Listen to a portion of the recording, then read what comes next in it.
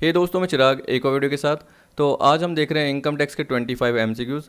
अब देखिए, तीन टॉपिक से रिलेटेड है। एक तो बेसिक कॉन्सेप्ट, एक रेसिडेंशियल स्टेटस और एक टैक्स इंसिडेंस। ठीक, टोटल मिला के 25 एमसीक्यूज़ है, जिसमें से 9 पास्ट ईयर के हैं और 16 इंपॉर्टेंट एमसीक्यूज़ हैं। सारे कवर कर लेंगे। इसके अलावा 2 क्वेश्चन और दिए थे, वो भी कवर करेंगे। इसके अलावा पिछली वीडियो में मैंने आपको लास्ट टॉपिक में बताया था एक क्वेश्चन कि आपको सॉल्व करना है, उसका मैंने सॉल्यूशन भी प्रोवाइड कर लिया था।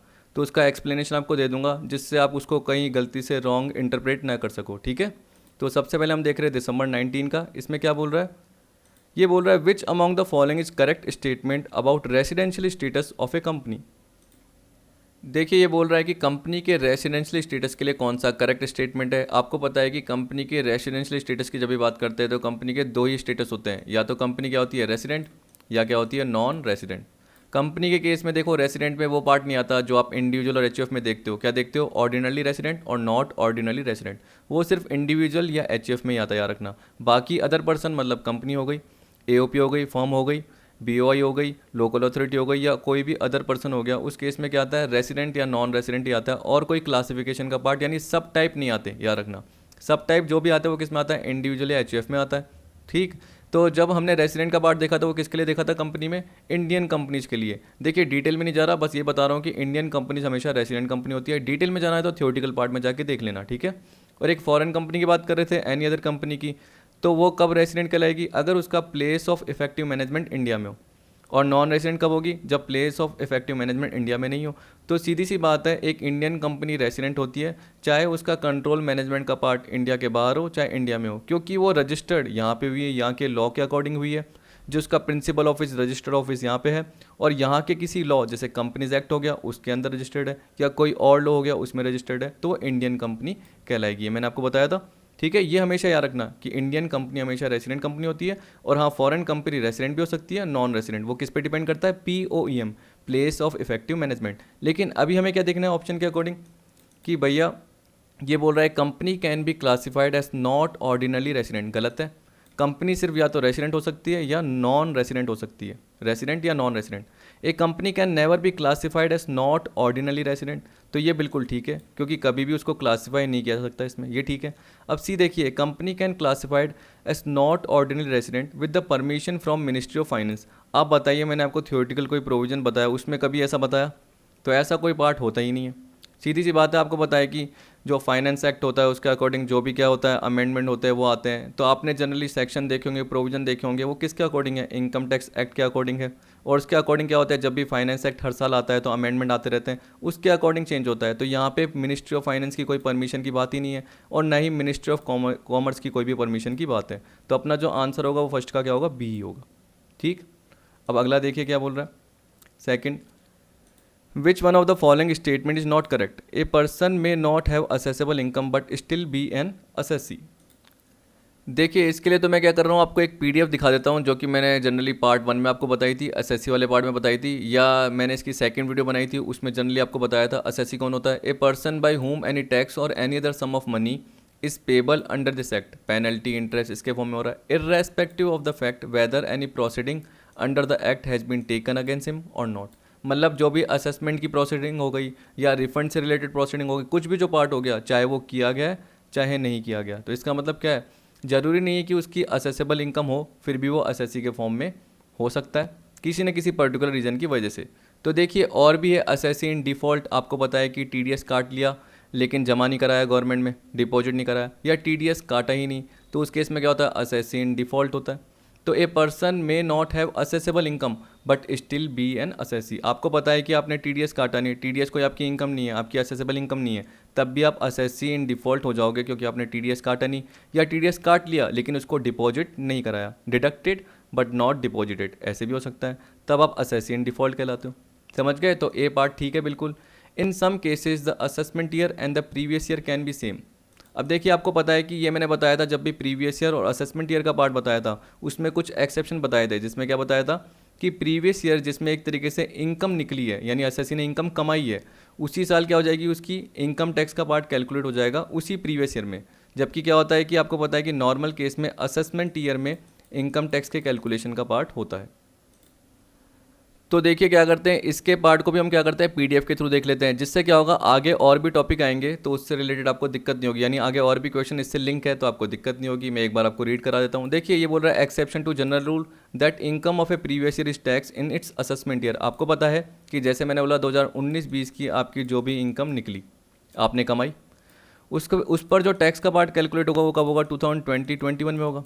लेकिन यहाँ एक्सेप्शन के केस में क्या बोल दिया कि आपने 1920 में कमाई और 1920 में ही जो टैक्स का पार्ट है वो कैलकुलेट हो जाएगा। मतलब असेस जो होगा इनकम का असेसमेंट होगा कि कितनी आपकी इनकम है जो तय होगी, वो जनरली कब होगी, प्रीवियस ईयर में ही हो जाएगी, जिस साल आपने कमाई है, जिस साल आपने अर्न की है। ठीक है, तो ये एक एक्सेप्शन का पार्ट आ गया। इसमें क्या क्या बोल दिया, कौन कौन से एक्सेप्शन हो सकते हैं। सबसे पहला, income of A non resident assessee from shipping business, ये बताया था मैंने आपको। देखिए याद रखना कि इसका आपको ऊपर ऊपर के पॉइंट याद रखना है, क्योंकि डिटेल पार्ट आएगा नहीं। अगर डिटेल पार्ट इसका आएगा भी तो 7.5% याद रखना, 7.5% ऑफ अमाउंट पेड और पेबल, जो मैंने आपको बताया था। ठीक है, या आप कहीं पे भी प्रोविजंस देखते हो, या मैंने आपको पीडीएफ एक्स्ट्रा प्रोवाइड की हुई है जो सीए से रिलेटेड है, तो उसमें भी जाके देख सकते हो, एक्स्ट्रा टॉपिक है। फिर देखिए क्या बोल रहा है, income of a person who is living India either permanently और for a long period. Income of body is form for a short duration, किसी पर्टिकुलर इवेंट या पर्पज के लिए कोई एओपी बीओआई फॉर्म हुई, मैंने बताया था।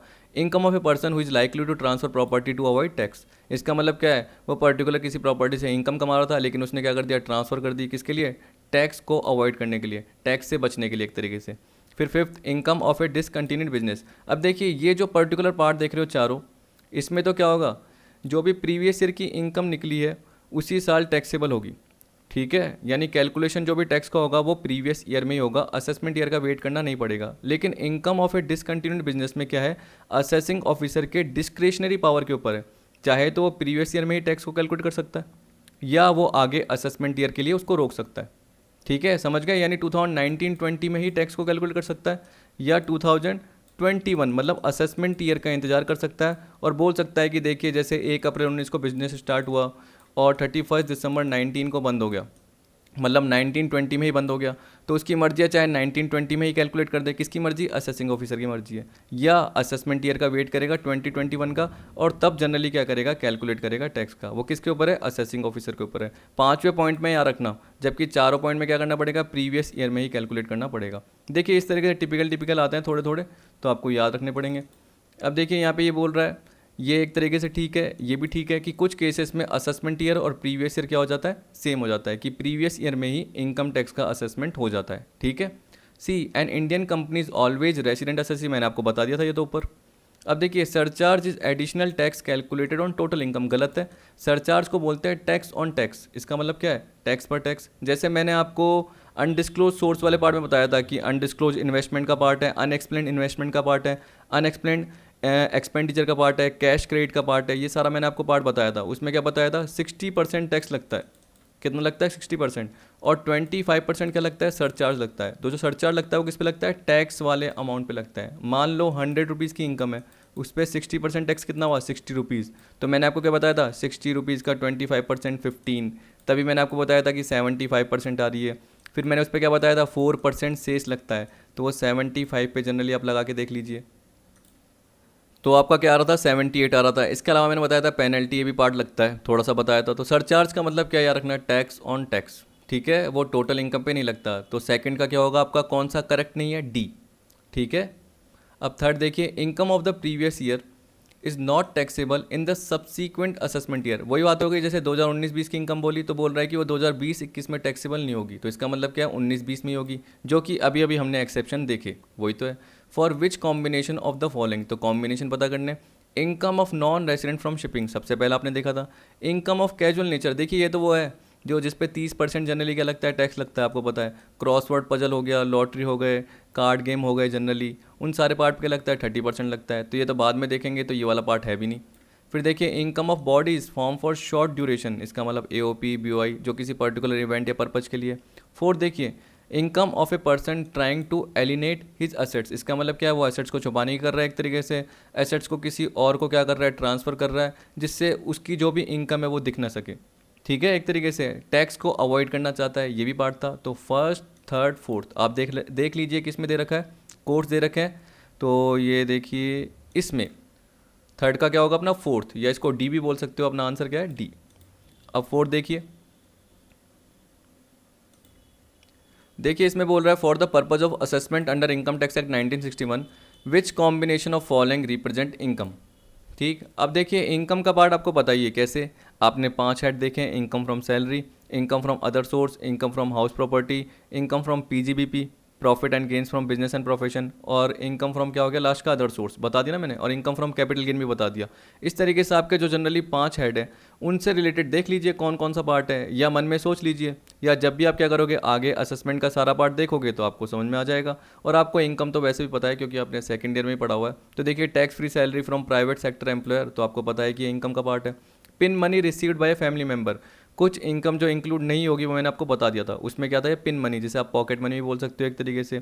देखिए हस्बैंड ने जो इनकम कमाई उसका कुछ हिस्सा क्या कर दिया वाइफ को दे दिया, वाइफ ने क्या करा अपने घर की ज़रूरतों के लिए, हाउस होल्ड के लिए एक्सपेंस हो गए, बच्चों की फीस हो गई उसमें पे कर दिया, बच्चों को पॉकेट मनी दे दिया आपने जो भी इनकम अर्न करी, तो जो भी इनकम अर्न करी उसमें से कुछ पॉकेट मनी दे दी, तो वो बच्चों की इनकम थोड़ी होगी। तो pin money received by a family member कभी भी इनकम नहीं होती, तो यहाँ पे हम क्या बोलेंगे ये नहीं है।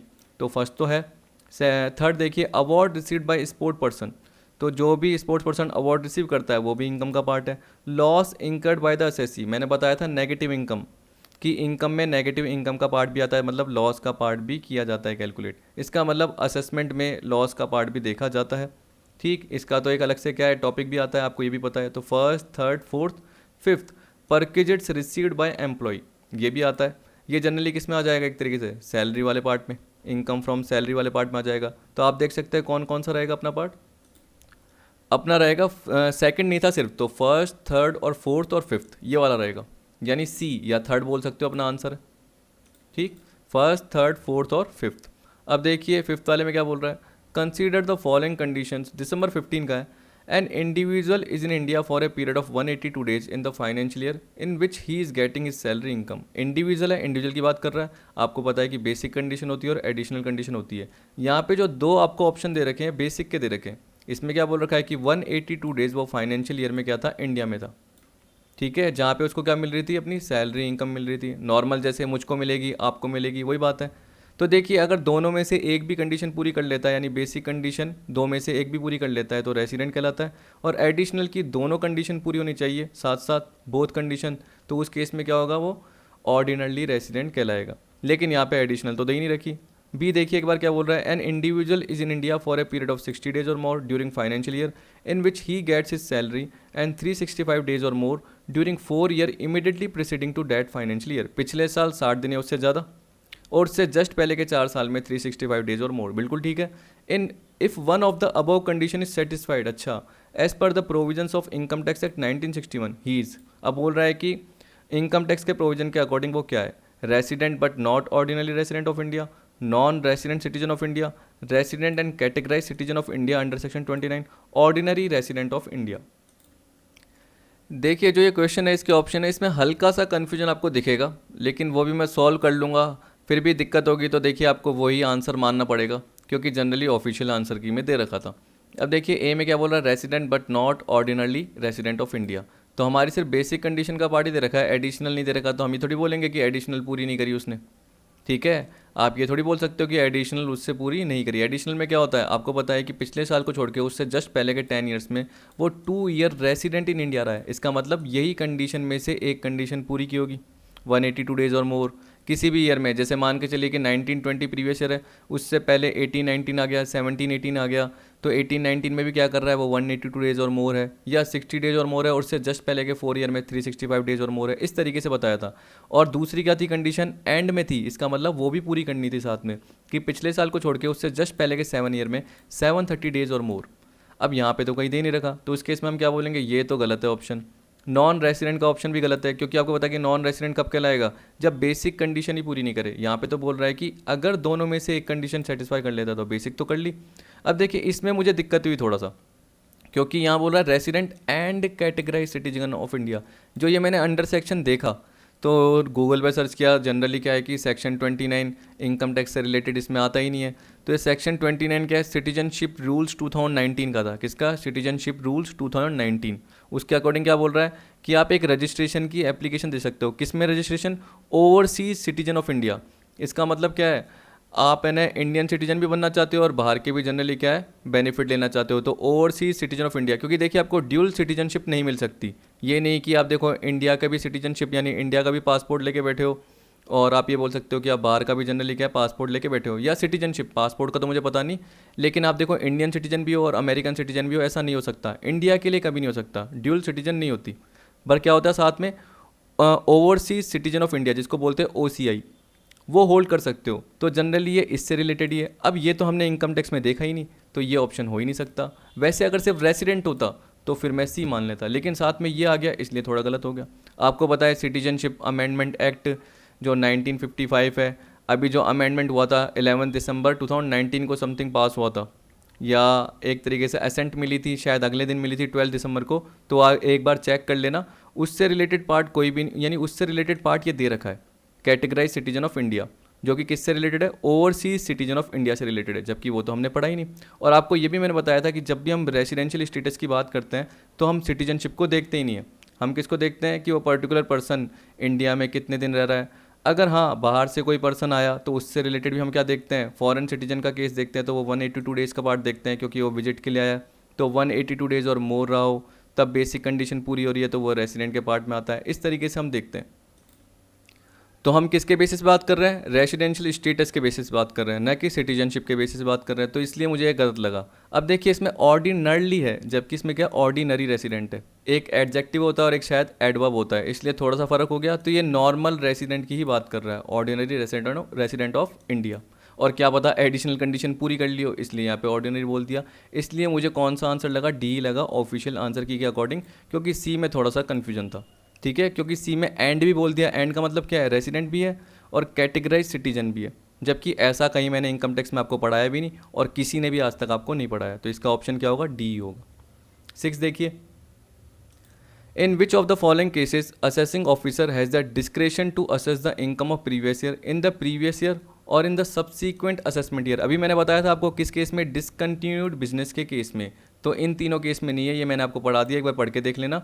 डिसकंटिन्यूड बिजनेस के केस में उसके पास पावर है, चाहे तो प्रीवियस ईयर में ही जो भी इनकम आई है उस पर टैक्स कैलकुलेट कर सकता है, या सब्सीक्वेंट असेसमेंट ईयर मतलब आने वाला जो भी असेसमेंट ईयर है उस पर टैक्स कैलकुलेट कर सकता है। वो किसके ऊपर है, असेसिंग ऑफिसर के पास पावर है।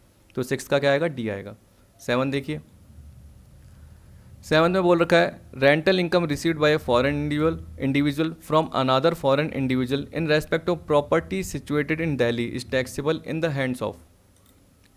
देखिए अब क्या होता है कि मैंने डिटेल में आपको बताया था, आप कंफ्यूज ही इसमें हो जाते हो सब पार्ट में। अब देखिए सिंपल सा पार्ट है, क्या बोल रहा है, प्रॉपर्टी सिचुएटेड इन दिल्ली, तो इसका मतलब इनकम कहाँ अर्न हुई, प्लेस कहाँ है, इंडिया में।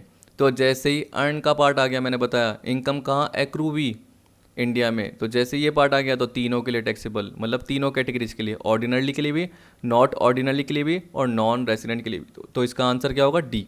ठीक है, याद रखना मैंने 4 केस में बताया था, जैसे 4 में जल्दी जल्दी में बता दिया था कि एक्रूड अराइज हो, ठीक है, डीम टू बी एक्रोराइज हो, रिसीव्ड हो, डीम टू बी रिसीव्ड हो, तो उस केस में क्या था, इंडिया से रिलेटेड याद रखना, इन इंडिया, तो उस केस में क्या होगा, तीनों के लिए टैक्सेबल होगा। तो 7th का क्या होगा, डी। तो आपको ऊपर सोचने की जरूरत ही नहीं है कि एक फॉरेन इंडिविजुअल को दूसरे फॉरेन इंडिविजुअल से क्या मिली, रेंटल इनकम रिसीव हुई, लेकिन प्रॉपर्टी कहाँ थी, दिल्ली में सिचुएटेड थी, मतलब एक्रू कहाँ हुई इनकम, इंडिया में। तो उस केस में क्या होगा, तीनों के लिए टैक्सेबल, चाहे कोई सा भी वो असेसी हो। जो ये फॉरेन इंडिविजुअल रिसीव कर रहा है ना, चाहे ये रेसिडेंट हो उस वक्त के लिए, चाहे नॉट ऑर्डिनरली रेसिडेंट हो, चाहे नॉन रेसिडेंट हो, ये बोल रहा है। ठीक है, तो इसका डी होगा। अब 8th का देखिए क्या बोल रहा है, देखिए अब इसमें बोल रहा है in which of the following cases income of previous year is assessable in the previous year itself. आपको पता है कि प्रीवियस ईयर की इनकम किस में होती है, असेसमेंट ईयर में होती है नॉर्मल केस में, लेकिन ये एक तरीके से क्या है, एक्सेप्शन का केस है। तो एक्सेप्शन देखिए कहाँ पे है, ये तो नहीं है, ये तो नॉर्मल केस है, a person in employment, a person engage in illegal business, चाहे इलीगल बिजनेस भी हो वो कब होगी, असेसमेंट ईयर में ही होगी। ठीक है, आपको ये भी पता है प्रीवियस ईयर की इनकम असेसमेंट ईयर में होगी, याद रख लेना। ए person who is running charitable business, ये भी असेसमेंट ईयर में होगी। A person living India permanently, ये था अपना। तो देखिए मैंने आपको ऊपर जो पर्टिकुलर प्रोविज़न पढ़ा लिया इस PDF में, कहाँ गया, यहाँ पर, तो यहाँ पे देख सकते हैं यही तो था, कहाँ गया, income of a person who is living India either permanently और फॉर ए लॉन्ग पीरियड। तो ऐसा लग रहा है असेसिंग ऑफिसर को, तो उसको पकड़ लेंगे और प्रीवियस ईयर में क्या कर लेंगे, टैक्सेबल कर देंगे, यानी प्रीवियस ईयर को ही असेसमेंट ईयर मान लेंगे। तो 8th का डी। अब 9th देखिए क्या बोल रहा है, नाइन्थ में आपको दे रखा है मिस्टर जेम्स एक सिटीजन है यूएस का। अब देखिए फॉरेन सिटीजन की बात कर रहा है। Arrived in India for the first time on 1 July 19 and left for Nepal on 15 December 19। He arrive to India again on 1 January 20। अब देखिए जुलाई में आया, पहली बार इंडिया में आया, इसका मतलब मेरे हिसाब से एडिशनल कंडीशन तो पूरी होगी ही नहीं, क्योंकि आप सोच लीजिए कि अगर वो पहली बार इंडिया में आया जुलाई 19 में तो 1920 मतलब प्रीवियस ईयर में आया, याद रखना। अब देखिए जून 12 का क्वेश्चन है, इसको मैंने मॉडिफाइड किया हुआ है।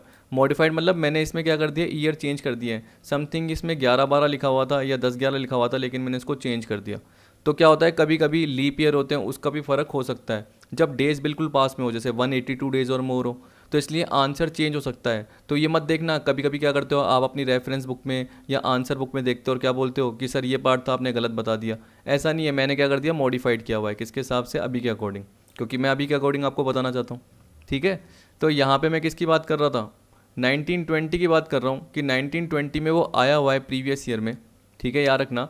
तो 18-19 में तो आया ही नहीं वो, अभी 17-18 में भी कभी नहीं आया, उससे पहले तो वो कभी आया ही नहीं, तो एडिशनल कंडीशन तो पूरी नहीं होगी। तो हमें सिर्फ बेसिक कंडीशन देखनी है। अब बेसिक कंडीशन में अगर वो पूरी हो जाती है तो वो क्या होता है, रेसिडेंट, और हमें पता है कि उसकी एडिशनल तो पूरी नहीं होगी, तो उस केस में क्या होगा, वो नॉट ऑर्डिनरी रेसिडेंट हो सकता है। ये तो हमें पता चल गया।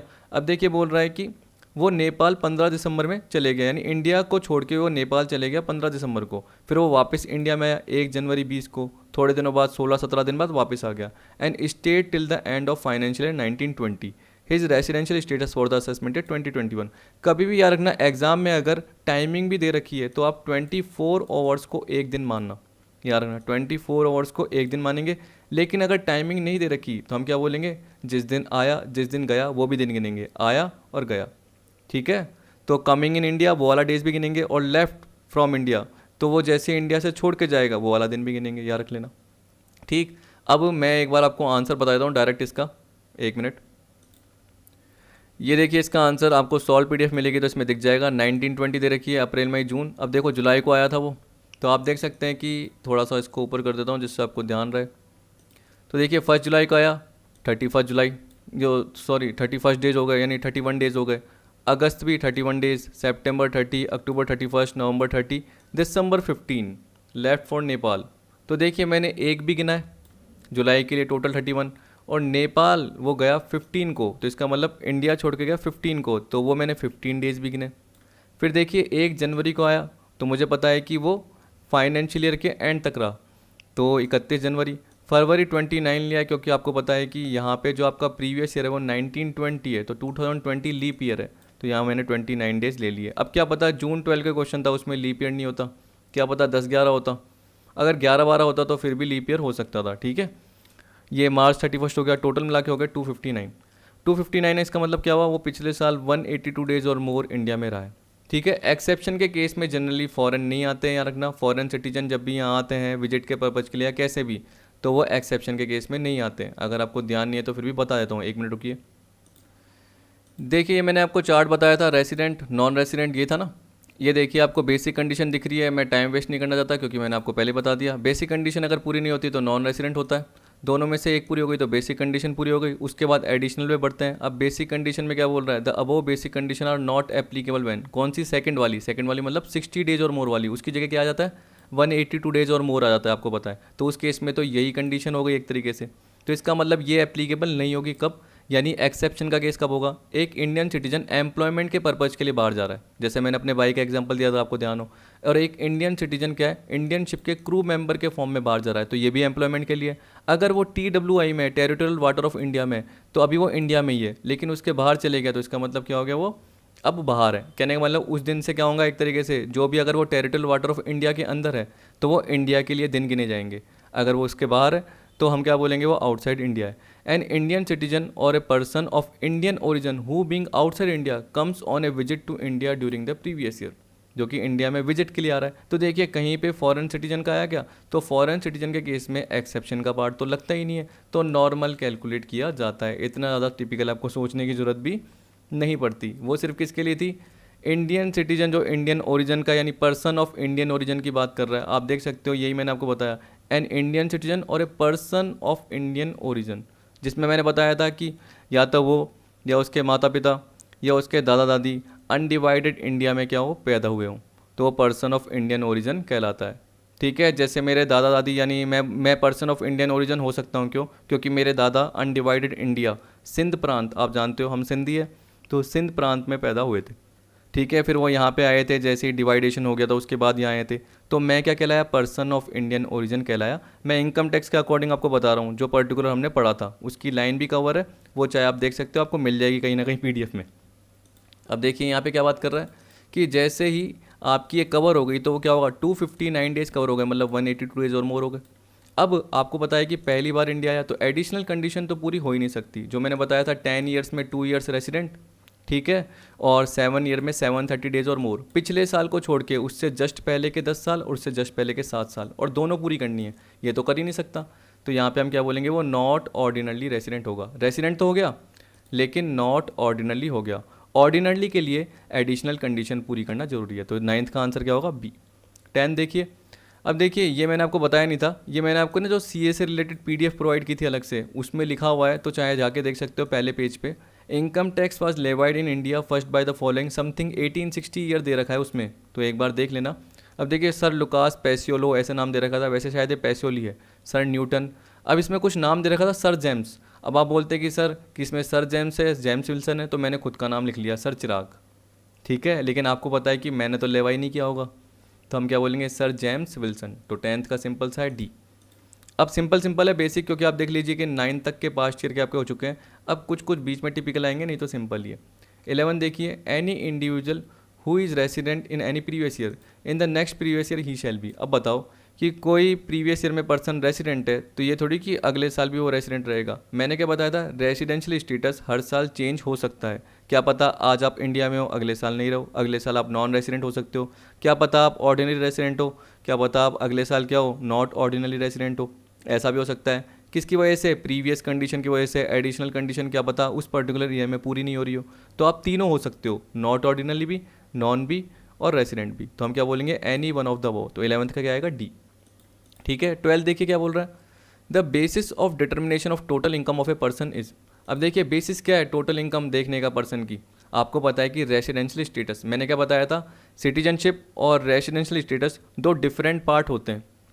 जब भी हम क्या करते हैं, पर्सन की टोटल इनकम करते हैं, पर्सन मतलब individual, HUF, company, AOP, BOI, local authority, ये सारे पार्ट जो भी हैं उनका जब भी हम क्या देखते हैं? रेसिडेंशियल स्टेटस का पार्ट कवर करते हैं। तो his residential status in India, कि वो रेसिडेंट है या नॉन रेसिडेंट है, ऐसे कवर करते हैं। तो 12th का क्या आएगा आपका? बी। 13 देखिए क्या बोल रहा है? इनकम विच एक्रू और arise outside India from a business control from India is taxable in case of. अब देखिए ये जनरली जब भी मैंने बताया income which accrue arise outside India, दो पार्ट बताए थे। एक्रू अराइज आउटसाइड इंडिया दो पार्ट में था, एक में क्या था? बिजनेस कंट्रोल और प्रोफेशन सेटअप इन इंडिया, और एक क्या था? बिजनेस कंट्रोल और प्रोफेशन सेटअप आउटसाइड इंडिया। जब मैंने इन इंडिया बताया तो मैंने क्या बताया था? एक तो ऑर्डिनरी रेसिडेंट और एक RNOR, एक ROR resident and ordinarily ordinarily resident, और एक resident but not ordinarily resident के लिए था। तो हम क्या बोलेंगे? दोनों के लिए जब भी हम इन इंडिया की बात करेंगे। अगर हम आउटसाइड इंडिया की बात करेंगे तो सिर्फ ऑर्डिनरली रेसिडेंट के केस में आएगा, इसमें नहीं आएगा। और नॉन रेसिडेंट के लिए तो वैसे भी क्या है? टैक्स फ्री है। तो income which accrue arise outside India from a business control from India is taxable in case of both ordinarily resident and not ordinarily resident. ठीक है, और देखिए मैं आपको इन्हें पर्टिकुलर वापस पीडीएफ क्यों नहीं दिखा रहा, क्योंकि मैंने इसका क्वेश्चन भी कवर करा दिया, तो आपको ये प्रॉपर आइडिया भी हो गया होगा, कोई टिपिकल पार्ट नहीं है, नॉर्मल सा है। 14 देखिए, a citizen of India who goes abroad for the purpose of employment must stay in India to become resident at least. अब देखिए आपको क्या बोल रहा है, वही कि एक सिटीजन ऑफ इंडिया जो कि अब्रॉड गया, जैसे मैंने बताया था, मेरे भाई का एग्जाम्पल याद रखिए, वो एम्प्लॉयमेंट के पर्पज़ के लिए गया हुआ है बाहर, दोहा में, मैंने आपको बताया था यूएई में। ठीक, मस्ट स्टे यूएई में या जहाँ पे भी हो, देखो हमें पता है कि वो कहाँ पे गया, एक तरीके से कतर में गया है, तो must stay in India to become resident at least, तो 60 डेज और मोर की जगह क्या आ जाएगा? 182 डेज आ जाएगा। तो एट लीस्ट कितने दिन? 182 डेज आ जाएगा। तो ये एक्सेप्शन का केस है, याद रखना। मैंने 3 एक्सेप्शन आपको बताए थे, एक तो एम्प्लॉयमेंट पर्पज़ के लिए बाहर गया इंडियन सिटीजन, और एक इंडियन सिटीजन जो भी है वो किसके लिए गया है?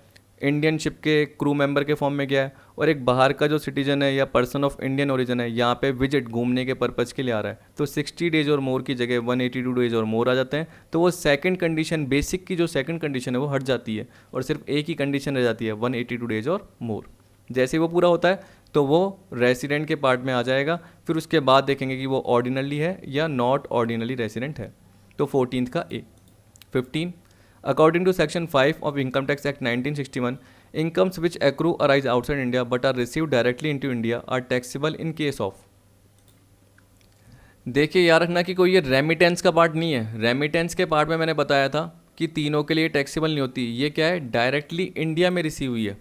ठीक है, इसका मतलब कमातुली which accrue arise outside India, accrue तो हो गई, लेकिन रिसीव्ड कहाँ करिए, इंडिया में करिए। तो मैंने क्या बताया था, accrue arise in India, deem to be accrue arise in India, received in India, deem to be received in India. तो देखिए रिसीव्ड डायरेक्टली इनटू इंडिया, तो उस केस में क्या होगा, तीनों के लिए, तीनों कैटेगरी के लिए टैक्सेबल होगा। तो resident only, both ordinarily resident and not ordinarily resident, non resident, तो हम क्या बोलेंगे, ऑल ऑफ द अबोव।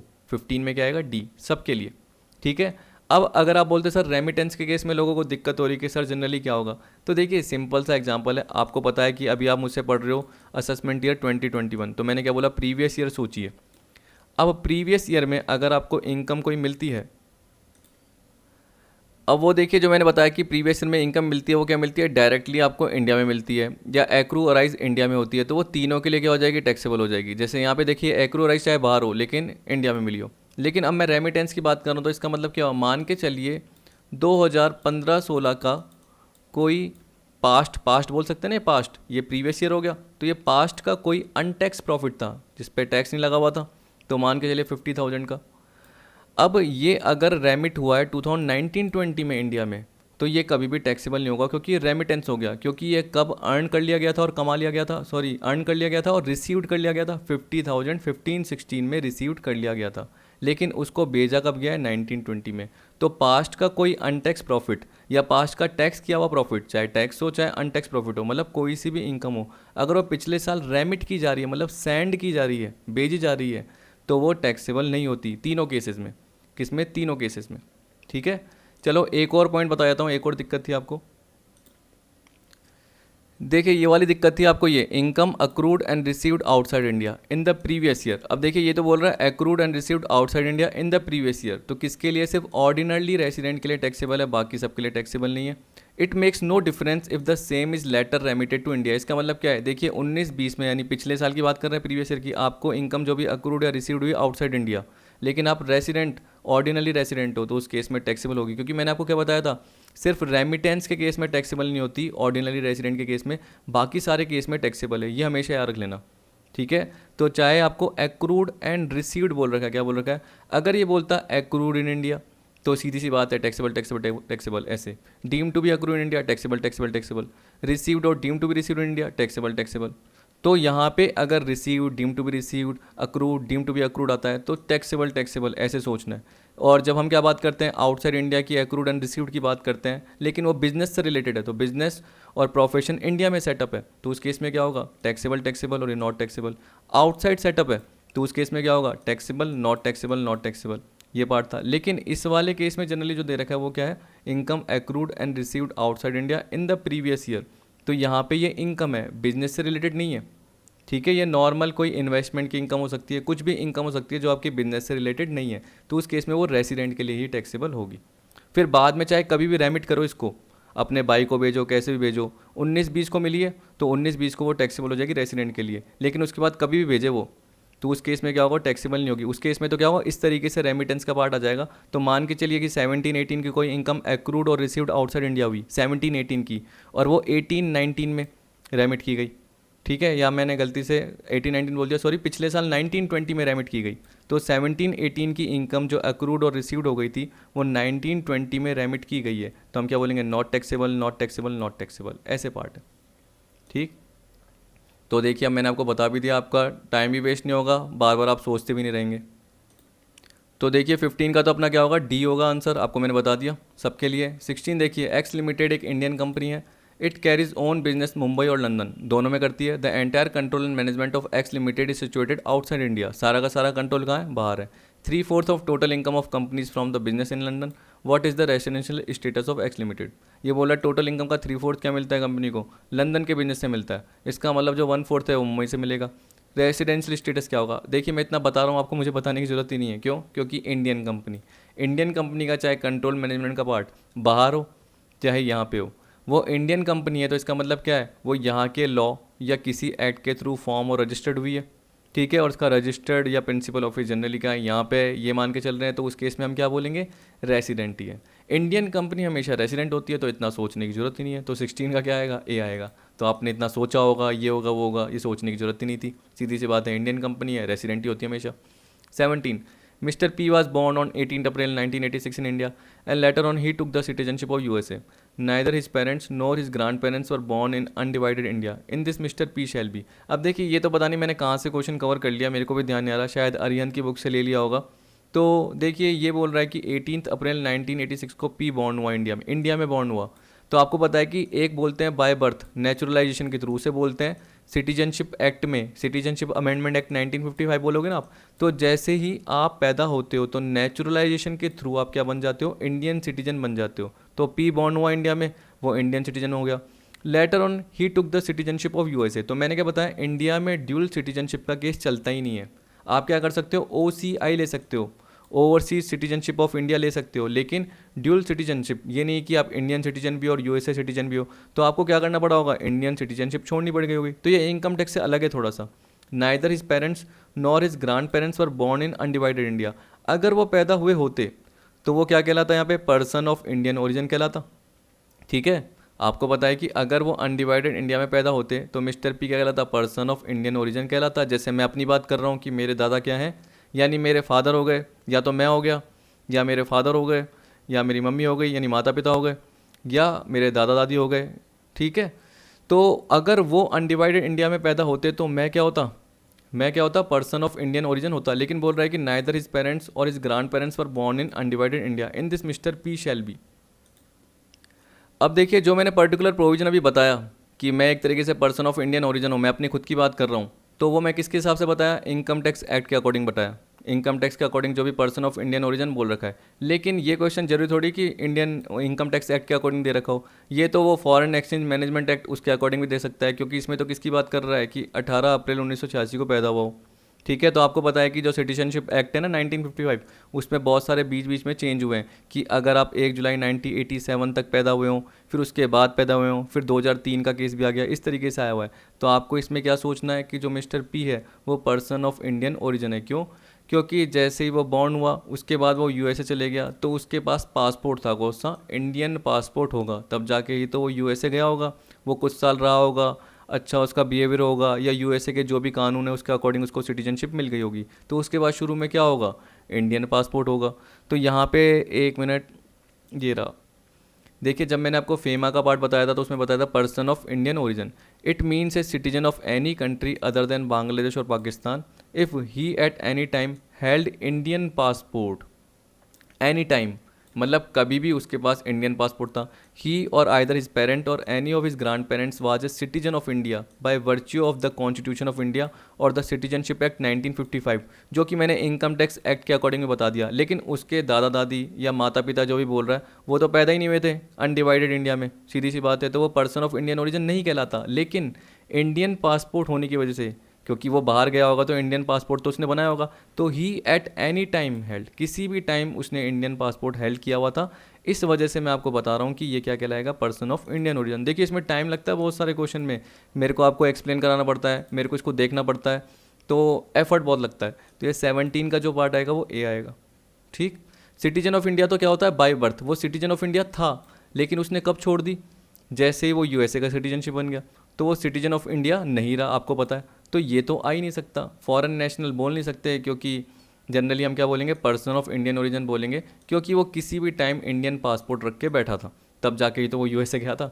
17 का ए आएगा। 18 देखिए, which of the following statement is are correct, and assessee may enjoy different residential status for different assessment year. बिल्कुल ठीक, simple सा पार्ट है, क्योंकि आपको पता है कि वो एन्जॉय कर सकता है। It is not necessary that a person who is resident in India cannot become resident in any other country for the same assessment year। देखिए आपको पता है कि वो एक ही ईयर में अलग अलग रेसिडेंट स्टेटस रख सकता है अलग कंट्री के, कहने का मतलब इंडिया में वो रेसिडेंट हो सकता है, और क्या पता दूसरी बात कर रहा हूँ जैसे श्रीलंका की बात कर रहा हूँ तो वहाँ पे जो भी प्रोविजन है उसके अकॉर्डिंग वो क्या है, नॉन रेसिडेंट हो सकता है या कुछ और भी हो सकता है। तो दो दो स्टेटस वो रख सकता है। इट इज़ नॉट नेसेसरी बोल रहा है ना, तो यहाँ पे देखिए फर्स्ट सही है और सेकंड भी सही है, सेकंड ढंग से पढ़िए। देखिए इसमें क्या बोल रहा है, अगर हिंदी करेंगे, ये ज़रूरी नहीं है कि वो पर्सन जो इंडिया में रेसिडेंट है, वो पर्सन जो इंडिया में रेसिडेंट है वो सेम असेसमेंट ईयर में किसी अदर कंट्री में रेसिडेंट नहीं बन सकता। तो ये ज़रूरी नहीं है, इसका मतलब क्या हो गया, वो बन सकता है। ये ज़रूरी नहीं है कि वो पर्सन जो इंडिया में रेसिडेंट है वो सेम असेसमेंट ईयर में किसी और कंट्री में रेसिडेंट नहीं बन सकता। तो ये ज़रूरी नहीं है, तो हमें पता है कि ये ज़रूरी नहीं है, इसका मतलब क्या, नहीं बन सकता है का मतलब क्या हो गया, वो बन सकता है। चाहे देखिए ऐसे करिए, एक बार नॉट काट दीजिए और कैन नॉट काट दीजिए। अब देखिए, it is necessary that A person who is resident in India can become, क्योंकि नॉट काट दीजिए, can become resident in any other country for the same assessment year. It is necessary कि वो person जो इंडिया का resident है वो दूसरी कंट्री में सेम असेसमेंट ईयर के लिए रेसिडेंट बन सकता है। तो इसका मतलब नॉट जानबूझ के कंफ्यूज करने के लिए दे रखा है। तो फर्स्ट भी ठीक है और सेकंड भी ठीक है, क्योंकि यहाँ नॉट दे दिया और यहाँ पे कैन नॉट दे दिया। अगर नॉट से नॉट काटोगे तो आपको सही पता चल जाएगा, समझ में आ जाएगा। तो फर्स्ट और सेकंड ठीक है। थर्ड देखिए क्या बोल रहा है, where a person is in India only for a part of a day it will be calculated as one complete day. नहीं, मैंने आपको क्या बताया कि अगर आपको टाइमिंग पता है, देखिए क्वेश्चन अलग होते हैं। आप क्या करते हो, इनकम टैक्स के क्वेश्चन करते हो, वहाँ पे आपको डेटा दिया होता है, तो आपको क्या दिया होता है, एक को आया और 5 को चले गया, तो आप एक को भी गिनते हो 5 को भी गिनते हो, क्योंकि वहाँ पे आपको टाइमिंग नहीं दी हुई, आपको सिर्फ डेट दी हुई है। लेकिन रियल में क्या होगा, जब भी सर्कुलर जारी होते हैं, क्योंकि क्या होता है कभी कभी कन्फ्यूजन होता है, उसके वजह से क्या होता है, एक दिन की वजह से या टाइमिंग की वजह से वो पर्टिकुलर पर्सन क्या है, रेसिडेंट की जगह नॉन रेसिडेंट हो जाता है। लेकिन असेसमेंट ऑफिसर क्या बोल रहा है, नहीं आप रेसिडेंट हो, ऐसा हो सकता है, तो वो केस हो गया। उसकी वजह से गवर्नमेंट बोल रहा हूँ, कोर्ट ने क्या कर दिया, डिसीजन दे दिया। और कोर्ट ने क्या बोला कि 24 आवर्स, शायद कोर्ट ने डिसीजन दिया होगा या इनकम टैक्स क्या लेके आया होगा, नोटिफिकेशन लेके आया होगा कि एक दिन क्या मानेंगे, 24 आवर्स को मानेंगे। तो where a person is in India only for a part of a day it will be calculated as one complete the, गलत।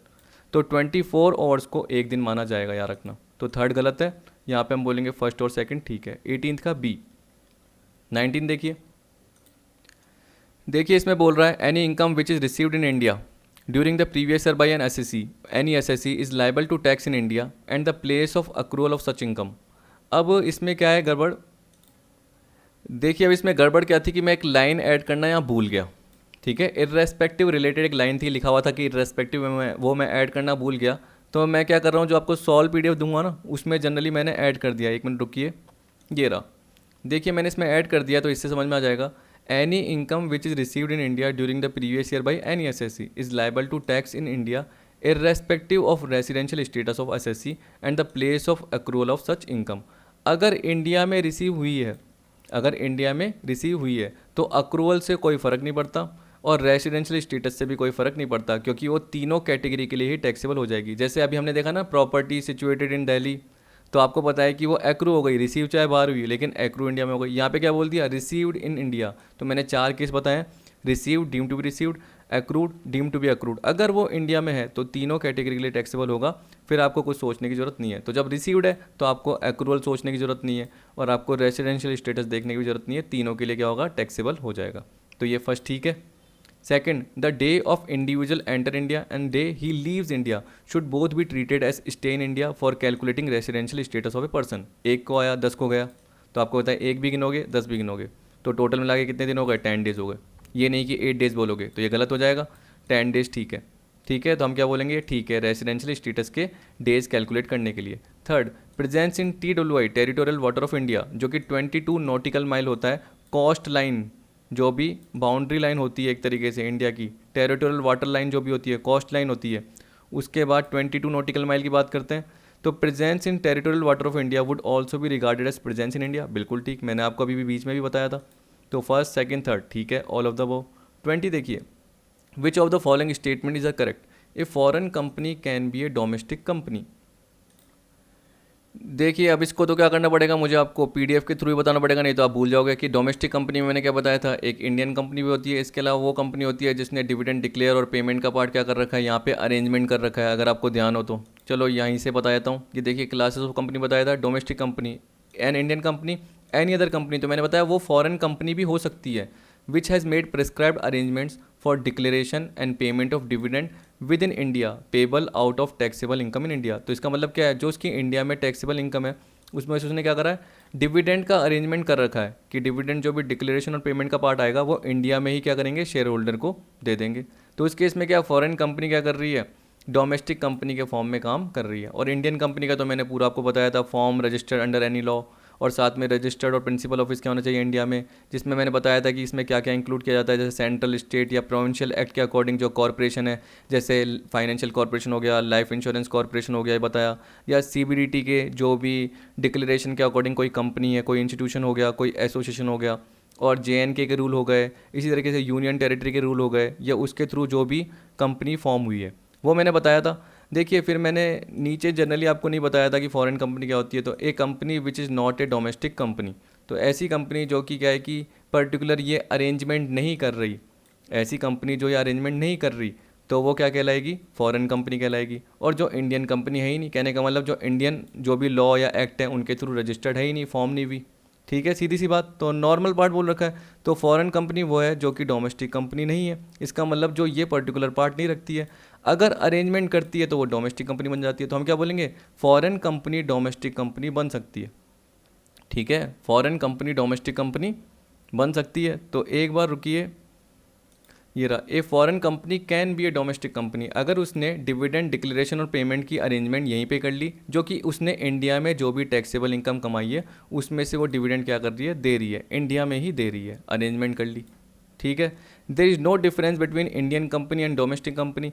आप देखिए इंडियन कंपनी और डोमेस्टिक कंपनी में डिफरेंस हो सकता है, क्योंकि आपको पता है कि इंडियन कंपनी जो इंडियन एक्ट के थ्रू, लॉ के थ्रू फॉर्म रजिस्टर्ड हुई हो, जबकि डोमेस्टिक कंपनी में फॉरेन कंपनी आ भी सकती है, नहीं भी आ सकती, कोई अदर कंपनी भी हो सकती है ना। तो डिफरेंस तो होता ही है, सीधी सी बात है। मेरे को तो ये लग रहा है डिफरेंस क्या होगा इसका, तो होगा ही होगा। तो ये बोला there is no difference between an Indian and domestic company, तो ये गलत है। इंडियन और डोमेस्टिक कंपनी के बीच में डिफरेंस होता ही होता है। इंडियन कंपनी जो इंडियन लॉ उसके थ्रू फॉर्म और रजिस्टर्ड भी हो, जबकि डोमेस्टिक कंपनी में क्या इंडियन कंपनी इंक्लूड होती है और कोई फॉरेन कंपनी भी इंक्लूड हो सकती है जिसने यहाँ पे डिविडेंड का डिक्लेरेशन और पेमेंट का अरेंजमेंट किया है। तो इसलिए दोनों में फ़र्क हो सकता है। ठीक है। Third, the control and management of company should be examined for each previous year as the company में change the place of its control and management and consequently its residential status में आल्सो चेंज। सीधी सी बात है, जब भी हम company का स्टेटस बोलते हैं तो रेसिडेंट और नॉन रेसिडेंट ये पार्ट है। तो हमें पता है कि कंपनी में क्या है, इंडियन कंपनी तो रेसिडेंट होती है एक तरीके से बोला जाता है, क्योंकि वो यहाँ के एक्ट के थ्रू, लॉ के थ्रू रजिस्टर्ड हुई है। लेकिन फॉरेन कंपनी क्या है, उसका प्लेस ऑफ इफेक्टिव मैनेजमेंट तो हर साल देखना पड़ेगा इंडिया में, कि क्या पता वो सारा का सारा जो डिसीजन है की मैनेजमेंट का और कमर्शियल का, एक साल इंडिया से ले रही है, अगले साल क्या कर दिया, ज़्यादातर डिसीजन बाहर से ले लिए, क्योंकि एज ए होल उसको इंडिया से सारे डिसीजन लेने पड़ते हैं। तो जो भी कंट्रोल, मैनेजमेंट या डिसीजन का पार्ट है वो सारा का सारा अगर वो चेंज करती रहती है तो हर साल उसका स्टेटस चेंज होता रहेगा। तो ये भी ठीक है। तो हम क्या बोलेंगे, 1 और 3 ठीक है। तो 20 का क्या होगा आपका आंसर, ए। देखिए कैसे टिपिकल आते हैं, आते क्या है, यानी कहने का मतलब थोड़ा सोचना पड़ता है। 21, R limited a German company which is non resident in India earn the following income by way of fees for technical service, advice about the taxability of such income in the hands of R Limited in India। अब देखिए ये बोल रहा है कि एक German company है, non resident है, उसने इनकम कमाई, इसका मतलब उसने सर्विस दी। अब किसको सर्विस दी, आर लिमिटेड ने सर्विस किसको दी, गवर्नमेंट ऑफ इंडिया को।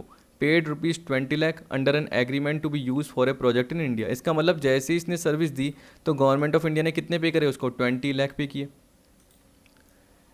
तो देखिए आप हमेशा याद रखिए, मैंने आपको क्या बताया, जब भी मैंने आपको उसका पार्ट बताया, एक तो इंटरेस्ट का पार्ट बताया, interest payable by government, resident, non resident ऐसे बताया था। फिर royalty payable by government, resident, non resident. तो वो किसको दे रहे हैं, टू नॉन रेसिडेंट दे रहे हैं। तो गवर्नमेंट किसको दे रही है, नॉन रेसिडेंट को दे रही है। रेसिडेंट किसको दे रहा है, नॉन रेसिडेंट को दे रहा है। ठीक है, नॉन रेसिडेंट भी अगर कोई है तो वो किसको दे रहा है, जैसे ये नॉन रेसिडेंट है वो किसको दे रहा है, नॉन रेसिडेंट को दे रहा है। तो यहाँ पे हम किसकी बात कर रहे हैं कि नॉन रेसिडेंट से हमने सर्विस ली है तो हम उसको क्या कर रहे हैं, एक तरीके से या लोन लिया है तो इंटरेस्ट पे कर रहे हैं, कोई सर्विस ली है तो रॉयल्टी पे कर रहे हैं, कोई टेक्निकल सर्विस ली है तो फीस पे कर रहे हैं। तो यहाँ पे इस जर्मन कंपनी को हम फीस पे कर रहे हैं। तो हम कौन है, हम गवर्नमेंट ऑफ इंडिया है। हम कौन है, एक रेसिडेंट के पार्ट है। हम कौन है, नॉन रेसिडेंट है, जो कि नॉन रेसिडेंट को दे रहे हैं। तो गवर्नमेंट ऑफ इंडिया हम अगर 20 लाख इसको पे कर रहे हैं, ठीक है, तो वो इसकी इंडिया में इनकम का पार्ट बनेगा या नहीं बनेगा, हाँ बनेगा, क्योंकि यहाँ पे क्या बोल रहा है, to be use for a project in India, क्योंकि यहाँ पे कोई कंडीशन थी नहीं। अगर गवर्नमेंट ऑफ इंडिया देती है तो कोई कंडीशन का पार्ट था ही नहीं। जब मैंने रेसिडेंट के केस में बताया तो मैंने क्या बताया, इन इंडिया से रिलेटेड कंडीशन होनी चाहिए। S limited an Indian company paid ₹30 lakh for the know how to be use in India. देखिए इन इंडिया आ गया तो इसका मतलब क्या है, ये भी टैक्सेबल होगा, तो फर्स्ट भी होगा, सेकंड भी होगा। इसी तरीके से एक रेसिडेंट कंपनी और है, वाई लिमिटेड इंडियन कंपनी, उसने 40 लाख पे करे for know how acquired in Germany to be used in China. ठीक, तो देखिए ये जनरली क्या है, चाइना से रिलेटेड है, आपको पता है, to be used in China. तो जब भी कोई इंडियन कंपनी क्या करती है, बाहर के किसी नॉन रेसिडेंट से सर्विस ले रही है, और जो भी सर्विस ले रही है उसका वो यूज़ क्या कर रही है, इंडिया के बाहर कर रही है, तो उस जर्मन कंपनी के लिए वो टैक्सेबल नहीं होगी, वो डीम टू बी अक्रू या अराइज इन इंडिया नहीं मानी जाएगी, मैंने आपको बताया था। जबकि ये कंपनी क्या कर रही है, इंडिया में यूज़ कर रही है इस नो हाउ को। तो नो हाउ का मतलब क्या हो गया, जर्मन कंपनी से कोई टेक्निकल सर्विस इसने ली, और ये कंपनी क्या कर रही है, इसको इंडिया में यूज़ कर रही है, जबकि ये बाहर यूज़ कर रही है। तो जो इंडिया में यूज़ कर रही है उससे रिलेटेड जो भी इनकम है इसकी नॉन रेसिडेंट की, वो टैक्सेबल होगी। ठीक है, वो deem to be accrue in India मानी जाएगी, जबकि ये डीम टू बी अक्रू या अराइज इन इंडिया नहीं मानी जाएगी। समझ गए। जेड में देखो क्या बोल रखा है, जेड लिमिटेड एक नॉन रेसिडेंट है कंपनी, paid ₹24 lakh for acquiring a know how to be used in India for carrying on certain manufacturing business. अब देखिए ये कहाँ पे आ रहा है, to be used in India. तो अगर नॉन रेसिडेंट के केस में भी मैंने आपको पार्ट बताया था, आप चाहे देख सकते हैं, ये रहा। देखिए यहाँ पे कंडीशन क्या थी कि फ़ी for technical service payable by government. तो गवर्नमेंट से रिलेटेड गवर्नमेंट को कोई कंडीशन पूरी करने की जरूरत ही नहीं है। गवर्नमेंट तो क्या है, कहीं पे भी एक तरीके से इसकी सर्विस ले सकती है, क्योंकि वो इंडियन गवर्नमेंट है। रेसिडेंट पर्सन जब भी क्या कर रहा है, इसकी सर्विस ले रहा है, तो उस सर्विस को क्या करेगा, वो इंडिया में ही यूटिलाइज करेगा। तो बोल रहा है such service must not be utilise in business और profession carried on by such person, मतलब इस पर्सन के द्वारा आउटसाइड इंडिया। तो आउटसाइड इंडिया नहीं जानी चाहिए, जो भी सर्विस वो यूज़ कर रहा है वो इंडिया में ही बिजनेस और प्रोफेशन के लिए यूटिलाइज होनी चाहिए, या किसी भी पर्टिकुलर सोर्स के लिए यूज़ होना चाहिए जिसके थ्रू इनकम कमा रहे हैं। तो वो इंडिया में ही सोर्स होना चाहिए, आउटसाइड इंडिया का कोई सोर्स नहीं होना चाहिए। तभी मैंने चाइना का पार्ट लिया ही नहीं, और नॉन रेसिडेंट में देखिए, और चाइना का पार्ट लेते भी नहीं अपन। ठीक है, a non resident person such service must be utilise in business और profession carried on by such person in India और earning any income from any source in India. Such service must be utilise in business और profession carried on by such person in India और earning any income from any source in India. तो आप देख सकते हैं कि जो मैंने अभी पर्टिकुलर क्वेश्चन बताया उसमें क्या बोल रहा है, जेड लिमिटेड एक नॉन रेसिडेंट कंपनी है, पेड ₹24 लाख, किसको, उस जर्मन कंपनी को। जर्मन कंपनी की इनकम इंडिया में मान ली जाएगी, क्यों, क्योंकि आपको पता है कि इस कंपनी ने, जो जेड लिमिटेड है, उसने क्या करा है, उसको इंडिया में यूज़ करा है, इसलिए वो उस जर्मन कंपनी की इनकम मान ली जाएगी। तो यहाँ पे जो आपका आंसर क्या आएगा, 1, 2 एंड 4। ठीक है, तो इसका जो आंसर होगा 21 का, वो होगा आपका सी, 1, 2 एंड 4। 22 देखिए क्या बोल रहा है, देखिए इस तरीके से आपको याद रखना है, बाकी सारा पार्ट आपको आराम से आ जाएगा। Part 1 of schedule 1 of the finance act 2019 gives rate of income tax for the. अब देखिए आपको पता है कि फाइनेंस एक्ट 19 की बात कर रहा है, तो वो किसकी रेट देगा, प्रीवियस ईयर 1920 की, और अगर आप असेसमेंट ईयर की बोलेंगे तो 2021। तो मैंने आपको ये बताया था, जैसे देखिए फाइनेंस एक्ट 18 है, तो उसके लिए क्या बोलेंगे, प्रीवियस ईयर 18-19, और असेसमेंट ईयर क्या होता, 19-20 होता। अब देखिए कोई मुझसे अगले साल पढ़ेगा, ये मान के चलिए कि अगला अटैम्प्ट देगा, अगला अटैम्प्ट का मतलब क्या हो गया, दिसंबर नहीं, जैसे वो जून 20 का देगा, जून 20 नहीं, हम क्या बोल रहे हैं, जून 21 देगा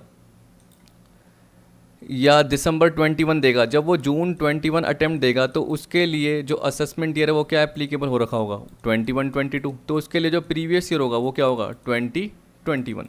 जो आपके लिए अभी असेसमेंट ईयर है वो उसके लिए क्या बन जाएगा, प्रीवियस ईयर बन जाएगा। इस तरीके से तो आपको पता है कि उसके लिए फाइनेंस एक्ट 2020 लगेगा। तो कभी भी याद रखना है, तो कैसे रखना है, फाइनेंस एक्ट 2019 है तो 1920 की रेटेज जनरली इसके थ्रू अप्लाई होगी, या जो भी अमेंडमेंट का पार्ट है। तो प्रीवियस ईयर की आपकी इनकम है, आपको पता है, असेसमेंट कब होता है, अगले साल होता है एक तरीके से, तो असेसमेंट ईयर अगले साल का पार्ट आएगा 20 से 21, यही तो बोलेंगे। तो फाइनेंस एक्ट अगर 2020 होता तो उस केस में हम क्या बोलेंगे, प्रीवियस ईयर 2021, असेसमेंट ईयर 21-22। तो यहाँ पे हम क्या बोलेंगे, असेसमेंट ईयर की बात कर रहे हैं, तो फाइनेंशियल ईयर जो होगा वो 1920 होगा, यानी प्रीवियस ईयर 1920 होगा, और असेसमेंट ईयर 2021। तो 20 का क्या होगा आपका सी, 22 का क्या होगा सी, 20 बोल रहा हूँ सॉरी, 22 का क्या होगा सी। 23 देखिए, every SSC is a person and every person need not be an SSC, याद रखना। देखिए आप ये बताइए कि जब भी मैंने एसएससी का पार्ट आपको बताया तो उसमें क्या बताया कि उसमें वो पर्सन आते हैं, एक बार चाहे आप सेक्शन में जाके देख लेना, जब भी मैंने एसएससी का आपको सेक्शन 2 ये समथिंग बताया था 7 सब सेक्शन 7, तो उसमें क्या बताया था कि एसएससी में पर्सन का पार्ट आता है। अब पर्सन में क्या आता है, individual, HUF, BOI, AOP, local authority, firm, companies, artificial juridical person. तो उनका क्या हो रहा है, एक तरीके से इनकम पे असेसमेंट का पार्ट हो रहा है, यानी इनकम कैलकुलेट हो रही है। क्योंकि प्रीवियस ईयर में उन्होंने इनकम क्या करी है, कमाई है, और वो अपनी रिटर्न भर रहे हैं एक तरीके से। लेकिन अब जैसे मैं हूँ, मैं कुछ कमाता ही नहीं हूँ, तो मैं भी एक तरीके से क्या हूँ, पर्सन हूँ। मैं कुछ कमाता ही नहीं हूँ तो मेरी कोई इनकम ही नहीं है, और उस केस में क्या, मैं रिटर्न भी नहीं भर रहा, तो मैं कोई एसएससी पहली बात तो कहलाऊंगा ही नहीं। मेरे ऊपर कोई भी प्रोसीडिंग नहीं है, कोई भी जनरली एक्ट नहीं है, कोई भी इंटरेस्ट पेनल्टी का पार्ट नहीं है, कोई एसएससी इन डिफ़ॉल्ट नहीं हूँ, तो सीधी सी बात है मैं वो पर्सन हूँ जो कि एक एसएससी के फॉर्म में नहीं है। मुझे इनकम टैक्स की रिटर्न भरने की ज़रूरत नहीं है। एक छोटा बच्चा जो कि कुछ कर ही नहीं रहा, घर बैठा हुआ है, तो वो एक पर्सन है, आपको पता है, क्योंकि पर्सन में इंडिविजुअल भी आते हैं। तो ये बोल रहा है कि every SSC is a person, क्योंकि पर्सन के अंदर क्या आते हैं, सॉरी एसएससी के अंदर क्या आते हैं, सारे पर्सन आते हैं। लेकिन हर पर्सन एसएससी नहीं हो सकता। Every person need not be an SSC. जरूरी नहीं कि हर पर्सन एसएससी हो। एक छोटा बच्चा जरूरी थोड़ी एसएससी हो, ठीक है। एक एजेड पर्सन जरूरी थोड़ी एसएससी हो। जरूरी थोड़ी है उसकी कोई बिजनेस की इनकम हो, क्या पता वो नॉर्मली पर्सन हो जो कि कोई रिटर्न नहीं भरता हो, तो ज़रूरी नहीं कि वो एसएससी हो। तो हर पर्सन एसएससी नहीं होता, लेकिन हर एसएससी पर्सन होता है। 23 का बी। अब 24 प्रोविजो गिव। अब देखो याद रखना कि जब भी कोई सेक्शन की बात करते हैं तो सेक्शन के पॉइंट आते हैं थ्योरेटिकल, उसके नीचे आता है प्रोविजो लिखा हुआ। प्रोविजो हमें हमेशा क्या बताता है कि जो भी सेक्शन है उनसे रिलेटेड एक्सेप्शन क्या है, याद रखना। तो जब भी प्रोविजो आ गया वो क्या बताता है, एक्सेप्शन। तो proviso gives exception to the main provision. तो जो मेन सेक्शन है जो भी आपने कवर करे हैं थ्योरेटिकल, उसके साथ कभी कभी लाइन आती है प्रोविजो, और उसके साथ आगे थ्योरेटिकल पार्ट आता है। तो वो जनरली क्या बता रहा है कि ऊपर वाले का एक्सेप्शन क्या है, जो कि प्रोविजो बता रहा है। तो proviso gives exception to the main provision. 24 का आपका है बी। अब है 25 which entry of union list gives the power to parliament to levy tax on incomes. देखिए मैंने एक तो बताया था कि एग्रीकल्चर इनकम पे लगता है, एक जो टैक्स लगता है एग्रीकल्चर इनकम के अलावा लगता है। जब एग्रीकल्चर इनकम के अलावा लगता है तो उस पर पावर किसके पास होता है, यूनियन मतलब सेंट्रल गवर्नमेंट के पास पावर होता है। उसके लिए लिस्ट क्या होती है, लिस्ट 1। आपको पता है कि यूनियन लिस्ट के लिए लिस्ट 1 और स्टेट लिस्ट के लिए लिस्ट 2 होती है, ऐसे याद रख लीजिए हमेशा। अब आपको पता है कि जो टैक्स ऑन इनकम की बात करता है अदर देन एग्रीकल्चर इनकम, उसके लिए क्या होती है, एंट्री 82। एक मिनट रुकिए, आपको दिखा देता हूँ। ये देखिए ये शेड्यूल 7 दिख रहा है, इसमें देखिए 3 लिस्ट दिख रही है, यूनियन लिस्ट, स्टेट लिस्ट। ये फर्स्ट लिस्ट है, ये आपकी सेकंड लिस्ट है। तो देखिए क्या बोल रहा है, union list, list first, entry 82, taxes on income other than agriculture income, that is income tax. तो हम यही तो बात कर रहे थे अभी, taxes on income, agriculture income को छोड़ के। जब भी टैक्स ऑन इनकम दे रखा होगा तो आपको पता है कि एग्रीकल्चर इनकम को देख के, क्योंकि एग्रीकल्चर इनकम क्या होती है, देखो टैक्स से एग्जम्प्ट होती है। क्यों, क्योंकि सेंट्रल गवर्नमेंट मतलब यूनियन लिस्ट में पावर होता ही नहीं है, सेंट्रल गवर्नमेंट के पास पावर होता ही नहीं है। जो भी पावर होता है स्टेट गवर्नमेंट के पास होता है। अब आप बोलोगे सर स्टेट गवर्नमेंट भी कौन सा लगाती है टैक्स, जैसे आपको पता है कि जैसे पहले वेट का लगता था, अलग अलग लगता था गवर्नमेंट के हिसाब से, तो एग्रीकल्चर इनकम पे भी तो टैक्स लगा सकते थे। देखिए हम बोलते हैं जय जवान जय किसान, तो एग्रीकल्चर इनकम पे कभी टैक्स लगेगा या नहीं लगेगा, हाँ अलग ढंग से लगेगा, स्लैब रेट के अकॉर्डिंग, वो आपको बताऊंगा कैसे लगेगा। लेकिन हम क्या बोलते हैं, एग्रीकल्चर इनकम एग्जम्प्ट होती है, क्योंकि स्टेट ने अभी तक कोई कानून ही नहीं बनाया इससे रिलेटेड, लेजिस्लेचर बनाया ही नहीं है, तो इस पर जनरली टैक्स लगता ही नहीं है, ऐसा बोला जाता है। तो इसके लिए कौन सा आता है, स्टेट लिस्ट, मतलब स्टेट के पास पावर है, लिस्ट 2 एंट्री 46, ये याद रख लेना, ठीक। तो अपना 25 का जो होगा वो क्या होगा, 7th शेड्यूल है, लिस्ट 1 है, एंट्री 82 है, यूनियन लिस्ट है ना इसलिए। और आपको पता है टैक्स ऑन इनकम, अगर एग्रीकल्चर इनकम होता तो एंट्री 40 क्या थी, समथिंग मैं भूल गया, 46 थी, एक मिनट,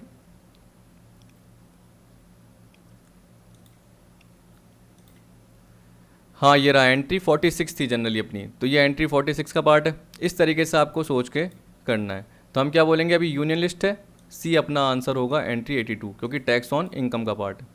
अब देखिए अपना लास्ट बचा है कुछ पार्ट, ये बोल रहा है discuss the taxability of the following items of receipt in the case of resident but not ordinarily resident, ठीक है। इसका मैंने डायरेक्टली आंसर भी कवर कर रखा है, तो एक साथ पढ़ लेते हैं, आपको समझ में आ जाएगा, सिंपल सा है। ये बोल रहा है ₹1 lakh was earn from a business in the USA.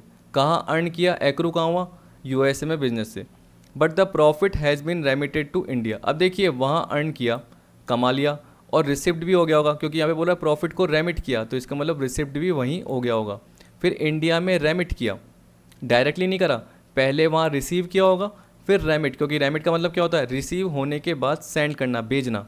The assessee use to attend to the business only when he was in USA.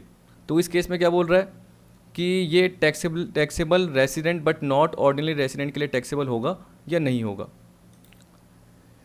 देखिए जब भी आप ये क्वेश्चन देख रहे हो तो इसमें आपको ये सोचना है कि बिज़नेस, देखिए बिज़नेस यूएसए में वहाँ पे अर्न किया, तो हमें पता है कि बिज़नेस की जो भी इनकम है, जो भी एक्रू हो रही है, अर्न हो रही है, आउटसाइड इंडिया हो रही है। तो हमारा एक केस तो हो गया, हमें पता है कि अर्न आउटसाइड इंडिया हो रही है, लेकिन जो बिज़नेस या प्रोफेशन है वो इंडिया में है कंट्रोल या आउटसाइड इंडिया, ये बताइए।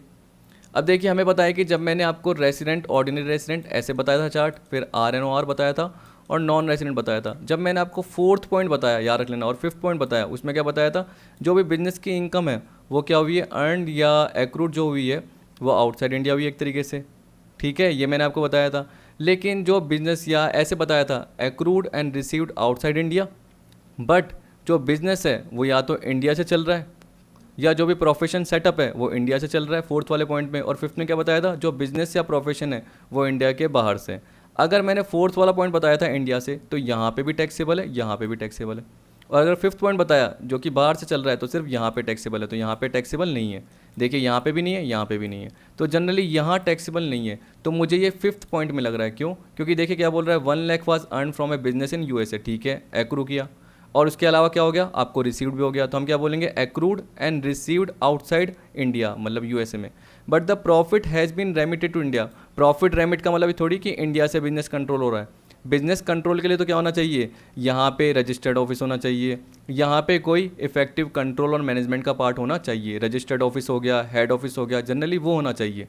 तो बोल रहा है the assessee use to attend to business only when he was in USA. तो जनरली जब भी वो अटेंड करता था यूएसए से अटेंड करता था, तो कंट्रोल तो यहाँ पे है ही नहीं, तो इसका मतलब क्या है, आउटसाइड इंडिया है कंट्रोल भी। तो उस केस में हम क्या बोलेंगे, इसी के लिए टैक्सेबल है। जबकि केस कौन सा बोल रहा है, इसके केस में बताओ कि वो एक रेसिडेंट है बट नॉट ऑर्डिनरी रेसिडेंट है, तो हम क्या बोलेंगे, टैक्सेबल नहीं होगा।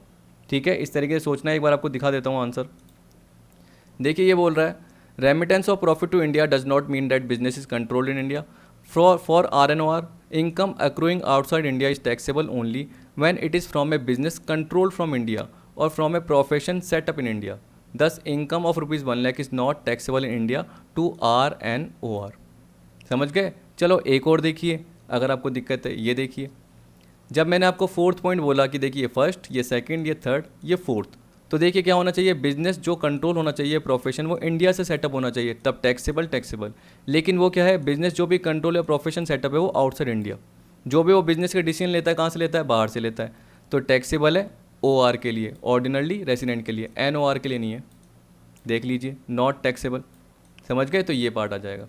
वैसे ही देखिए ये पार्ट है, income accrued and received outside India in the previous year, आपको पता है, तो टैक्सेबल ये नॉट टैक्सेबल, क्योंकि अगले पॉइंट में यही आ रहा है, एक बार देख लेना। देखिए क्या बोल रहा है, remuneration of ₹20,000 due to him for services rendered in Russia was credited to his bank account. इसका मतलब क्या है, रशिया में उसने सर्विस दी थी, एक तरीके से मान लो उसको जो भी सैलरी मिल रही है, रेमुनरेशन मतलब क्या होगा, सैलरी, वहाँ पे वो जॉब करता है। तो अब ये बोल रहा है कि एक जो RNOR है, resident but not ordinary resident है, वो क्या कर रहा है, रशिया में क्या कर रहा है, जॉब कर रहा है, उसको 20,000 सैलरी दी जा रही है, जो कि उसके बैंक अकाउंट में क्रेडिट की गई in Russia, and immediately thereafter remitted to India. देखिए इंडिया में जमा हो गई, जैसे मैंने क्या बताया, मेरा भाई बाहर है, और क्या होता है कि वहाँ पे उसको अकाउंट में मिल जाती है, फिर वो क्या करता है, हमारे अकाउंट में डाल देता है, या खुद का यहाँ पे अकाउंट है उसमें जनरली डाल देता है, immediately thereafter remitted to India. तो एक तरीके से मैं क्या बोलूँगा, वो टैक्सेबल नहीं होती, वो सिर्फ टैक्सेबल किसके लिए होगी, रेसिडेंट के लिए ही होगी, क्योंकि यहाँ पे जो इनकम हुई है उसको अक्रू, और जो रिसीव्ड हुई है वो आउटसाइड इंडिया हुई है। तो यहाँ पे बोल रहा है salary accrue where service are rendered, कहाँ पे, रशिया में। In the present case services were rendered in Russia and income received there, it is income accrue outside India and received outside India, hence it is not taxable in India. अगर वो अपने bank account में Russia में नहीं करता और India में directly क्या करता, जमा करा देता, और इंडिया में उसका कोई NRE अकाउंट नहीं होता, नॉर्मल अकाउंट होता, तो उसे टैक्सेबल बोला जाता। इसके लिए याद रखना, अगर इंडिया में NRE अकाउंट है तो वो भी नॉन रेसिडेंट अकाउंट ही माना जाता है, ऐसा माना जाता है कि बाहर ही मिली है, याद रखना, तो वो टैक्सेबल नहीं होती। जैसे मेरे भाई का अकाउंट खुला हुआ है तो वो टैक्सेबल नहीं है, लेकिन अगर वो जैसे क्या करता, डायरेक्टली मेरे अकाउंट में डाल देता, तो वो टैक्सेबल हो जाएगी। वो क्या हो जाएगी, टैक्सेबल हो जाएगी, वो असेसमेंट के लिए कैलकुलेट होगी, जो भी उसका स्टेटस है उसके अकॉर्डिंग। तो इस तरीके से आपका ये पार्ट हो गया। अब देखिए लास्ट पार्ट आपका बचा हुआ था कुछ क्वेश्चन का, एक बार बता देता हूँ, जो कि पिछली वीडियो से रिलेटेड था। ये तो हो गए सारे के सारे। देखिए सिंपल क्वेश्चन था, जो कि डीम टू बी अक्रू और राइज इन इंडिया से रिलेटेड था, मैंने आपको बताया था। तो आपको पता है कि यहाँ पे हम किसकी बात कर रहे हैं, कि government of India resident non resident क्या कर रहा है, किसी भी नॉन रेसिडेंट पर्सन को अगर कुछ भी पे कर रहा है, क्या, इंटरेस्ट, रॉयल्टी, टेक्निकल फीस, क्योंकि ज़्यादातर क्वेश्चन में यही आता है, तो आपने जब क्वेश्चन पढ़ लिया होगा क्या बोल रहा है, H A national of Italy receive the following fees for technical service during previous year 1920। तो इसने क्या करा, गवर्नमेंट ऑफ इंडिया को service the, government of India ने क्या करा, उसको 1 लाख दिए। तो आपको पता है कि गवर्नमेंट ऑफ इंडिया के केस में तो क्या है, जब भी वो किसी नॉन रेसिडेंट को क्या करती है, जो भी रॉयल्टी इंटरेस्ट का पार्ट हो गया एक तरीके से, या हम क्या बोलते हैं टेक्निकल सर्विस की जो भी फीस पे करती है, तो उसकी वो क्या मान ली जाती है, डीम टू बी अक्रू और राइज इन इंडिया मान ली जाती है इनकम। किसकी, उस नॉन रेसिडेंशियल पर्सन की, या नॉन रेसिडेंशियल जो भी कंपनी है, फर्म हो गई, ऑर्गेनाइजेशन हो गई। तो इसका मतलब क्या हो जाएगी, वो टैक्सेबल हो जाएगी, ठीक है ना, क्योंकि डीम टू बी अक्रू और राइज इन इंडिया तीनों केस में टैक्सेबल है, तो नॉन रेसिडेंट के लिए भी टैक्सेबल होगी। तो ये एक तरीके से जुड़ेगा। अब देखिए क्या बोल रहा है, फ्रॉम गवर्नमेंट ऑफ इटली, वो इटली का नेशनल है, इटली का सिटीजन है, और गवर्नमेंट ऑफ इटली को सर्विस दे रहा है, तो वो इंडिया से रिलेटेड तो है ही नहीं, तो डीम टू बी अक्रू और राइज इन इंडिया मानी नहीं जाएगी, क्योंकि वो कहाँ एक्रू राइज हुई है, वो इटली में ही हुई है, और उसको रिसीव कहाँ हुई है, इटली में ही हुई है। तो सीधी सी बात है, वो एक तरीके से नॉन रेसिडेंट के लिए टैक्सेबल होगी नहीं, क्योंकि अगर रेसिडेंट पर्सन होता है तो जो भी इनकम अर्नड और रिसीव्ड आउटसाइड इंडिया हो वो टैक्सेबल होती है, जैसे मैंने भी आपको बताया। पर ये तो नॉन रेसिडेंट है, तो इसके लिए टैक्सेबल ये नहीं होगी। फिर बोल दिया फ्रॉम SAROI, ठीक है, यानी ये बोल रहा है कि ये जो ROI का मतलब क्या हो गया, रेसिडेंट ऑफ इंडिया, क्या हो गया, resident of India. Services has been utilise for earning income in India, इसने जो सर्विस ली एस ने, उसने क्या करा, इस सर्विस को इंडिया में इनकम कमाने के लिए यूटिलाइज कर लिया। तो इसका मतलब क्या हुआ, जो भी उसने सर्विस ली है उसके थ्रू क्या है, कोई सोर्स में इन्वेस्ट किया, उसके थ्रू उसको इनकम हुई है। तो इसका मतलब यहाँ पे इसके लिए डीम टू बी अक्रू और राइज इन इंडिया मानी जाएगी। जो भी है 40,000 एस किसको दे रहा है, इस पर्टिकुलर एच को दे रहा है, किसको दे रहा है, एच को। तो एक ये इनकम होगी, एक ये इनकम होगी। इन इंडिया याद रख लेना, सीधी सी बात है, नॉर्मल पार्ट।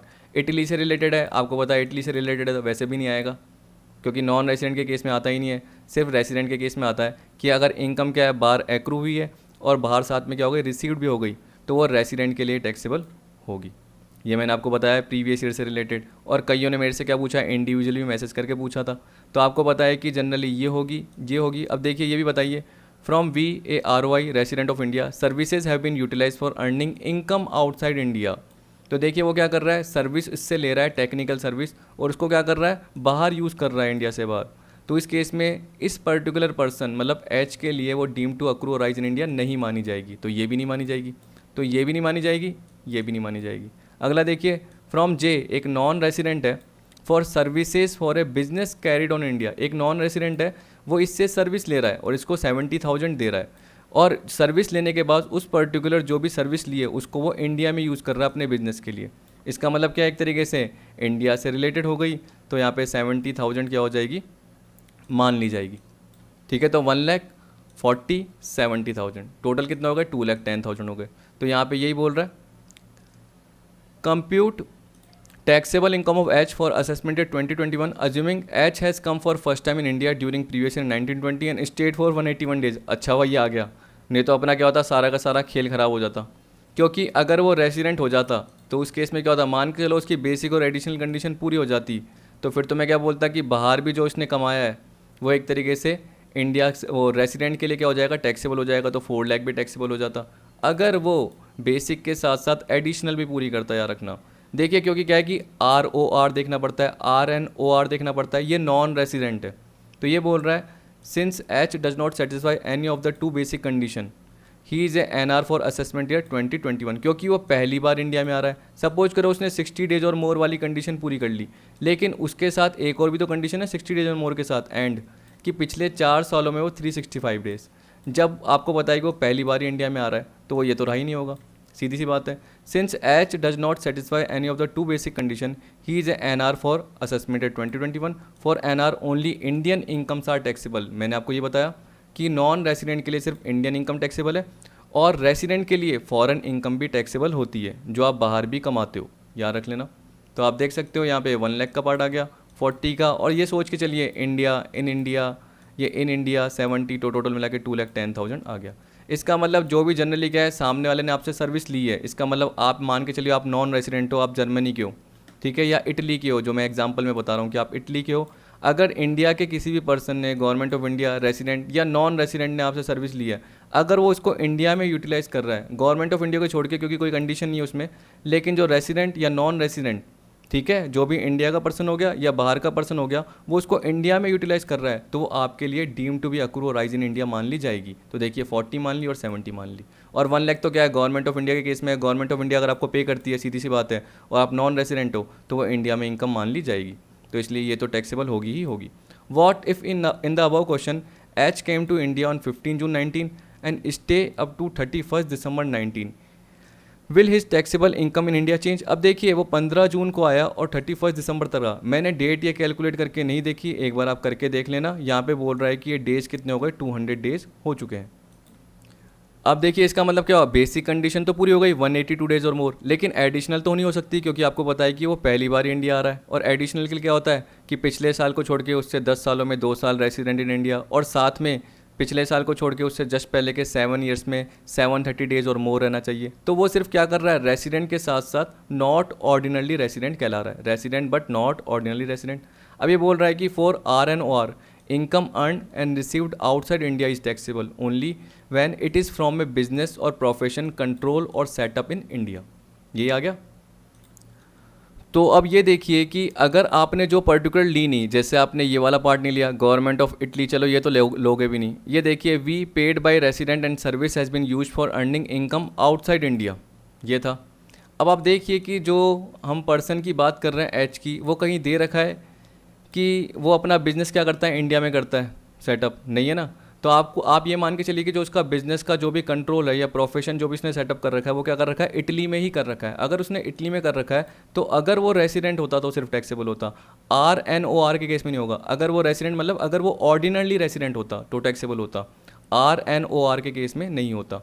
तो हम क्या बोलेंगे एक तरीके से कि assuming that this condition is not satisfied when it is from a business और प्रोफेशन कंट्रोल्ड और सेटअप इन इंडिया। हम क्या मान के चल रहे हैं, उसका जो बिजनेस है वो इटली में है, इंडिया में नहीं है। तो ये बोल रहा है assuming that this condition is not satisfied, fees for technical service received from government of Italy as well as from we will still be exempted from tax in India. Hence total income of H क्या रहेगी, 2,10,000 ही रहेगी। लेकिन अगर मान के चलिए कि उसका इंडिया में क्या है, बिजनेस या प्रोफेशन है, किसका, एच का, जो कि एक तरीके से कहाँ पे कर रहा है, इटली में कर रहा है, आपको ये ध्यान रखना है। लेकिन अब अगर उसका बिजनेस क्या होता, इंडिया में होता, तो उस केस में गवर्नमेंट ऑफ इटली से रिलेटेड इनकम भी क्या होती, हम क्या बोलते हैं, accrued and received outside India हुई है, ठीक है। लेकिन वो क्या है, रेसिडेंशियल स्टेटस की वजह से टैक्सेबल हो गई, तो वो टैक्सेबल हो जाती अगर बिजनेस या प्रोफेशन इंडिया में कंट्रोल होता या सेटअप होता, या रखना। वैसे ही वी के केस में भी हो जाता। इस तरीके से आपको सोचने की ज़रूरत है। तो आई होप आपको सारा समझ में आ गया होगा। जो भी इलस्ट्रेशन आपने देख लिए होंगे, क्लियर कर लिए होंगे, जितने भी मैंने आपको बताया है। मैं इसलिए बताता हूँ क्योंकि कभी कभी एग्जाम में क्वेश्चन आ जाते हैं तो टिपिकल लगते हैं आपको। कुछ भी दिक्कत हो रही है तो मेरे से ज़रूर पूछना। अब देखिए इतनी लेंथी वीडियो बनती है तो थोड़ा सा मैंने बताया कि मेरी प्रॉब्लम है आपको किससे रिलेटेड, सांस से रिलेटेड, चेस्ट में थोड़ा सा वो हो जाता है, तो इसलिए वीडियो थोड़ी बड़ी बन जाती है, तो मुझे करानी पड़ती है। ये नहीं कि मैं 15-20 क्वेश्चन क्या करूँगा अभी कराऊंगा और 5 क्वेश्चन बाद में बताऊंगा, तो उससे क्या होता है, फालतू का पार्ट क्या होता है, आगे बढ़ता है और मुझे वापस से आपको पीछे का रिपीट करवाना पड़ता है। इसलिए मैं एक ही पार्ट में बिलीव करता हूँ कि 25 या एक ही टॉपिक पूरा एक साथ क्लियर हो जाए, तभी मेरी वीडियो क्या होती है, थोड़ी थोड़ी लेंदी होती है। आपको अगर दिक्कत होती है तो आप 30-30 मिनट करके या आप एक तरीके से उसकी स्पीड बढ़ा के वीडियो को देख लीजिए, आपको समझ में आ जाएगा। तो आई होप वीडियो पसंद आई होगी। वीडियो देखने के लिए थैंक यू।